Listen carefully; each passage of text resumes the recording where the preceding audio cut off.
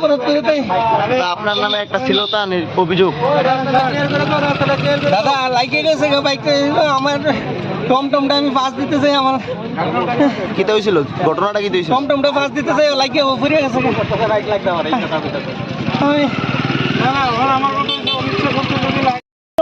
অনেকটাই দুর্বল রয়েছে বর্তমানে, কেন গাড়িতে বসানো হয়েছিল একসঙ্গে এবং দীর্ঘক্ষণ ঘটনার দীর্ঘক্ষণ আপনারা কোথায় ছিলেন দীর্ঘক্ষণ হয়ে যাওয়ার পর? আমরা ছিলাম তো পঞ্চবটী কালীবাড়ি, ওই জিনিসে তো আমরা আইতে তো ভাই একটু তো দীর্ঘ প্রায় 1 থেকে 1.5 ঘন্টা হয়েছে ঘটনা।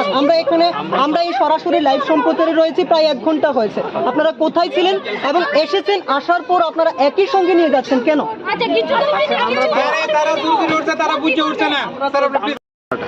ওই তো আমার মেয়ে টিউশন যায় রামনগর 2-এ, আমরা ভাড়া থাকি। আমাদের বাড়ি হয়েছে রানীর খামারে, আমরা এখানে ভাড়া থেকে, আমার মেয়ে অক্সিজেন স্কুলে পড়ে, তো এইখানে ভাড়া থেকে আমরা টিচারের লিগে তো এখান থেকে আসা যাওয়া সম্ভব না, আমরা পসিবল না, আমরা ওইদিকে টিচার নাই।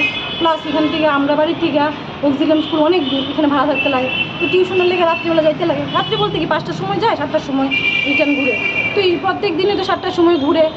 আজকে আমরা বাড়িতে একটু দেরি হয়েছে এখানে তো রামনগর 3rd ক্রসিং আর 2nd ক্রসিং 2টার মাঝখানে এই ঘটনা।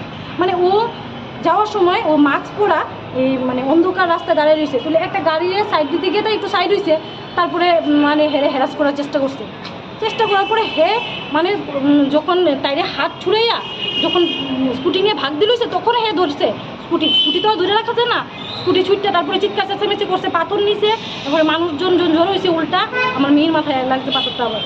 কিন্তু তখন তাই সবাই চিৎকার করে জড়ো করছে যে ও আমার হ্যারাস করার চেষ্টা করছে, তখন মানুষজন আইয়া ওর লোকে কী করছে, আমি তো আসলাম না, ওর বাবা বাড়ির থেকে রামনগরে আসছিল, এখান থেকে ওর বাবা আইছে, তারপর আমার ফোন করছে তাড়াতাড়ি আসার দিকে মেয়ের কী হয়েছে, আমি তো আসলে সবাই থেকে যা শুনলাম এইটুকু। আপনার বাড়ি?